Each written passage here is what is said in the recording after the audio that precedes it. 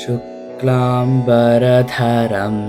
विष्णुं शशिवर्णं चतुर्भुजं प्रसन्नवदनं ध्यायेत् सर्वविघ्नोपशान्तये। यस्यद्विरदवक्त्राद्याः पारिषद्याः परशतं विघ्नं निघ्नन्ति सततं विश्वक्सेनान्तमाश्रये। व्यासं वसिष्ठनप्तारं शक्तेः पौत्रमकल्मषं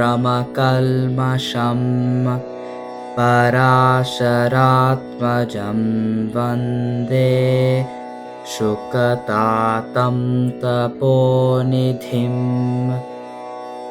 व्यासाय विष्णुरूपाय व्यासरूपाय विष्णवे नमो वै ब्रह्मनिधये वासिष्ठाय नमो नमः। अविकाराय शुद्धाय नित्याय परमात्मने सदैकरूपरूपाय विष्णवे सर्वजिष्णवे।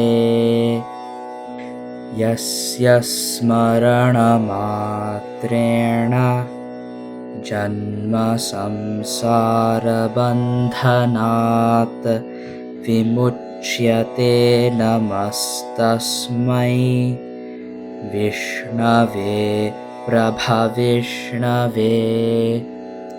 ॐ नमो विष्णवे प्रभविष्णवे।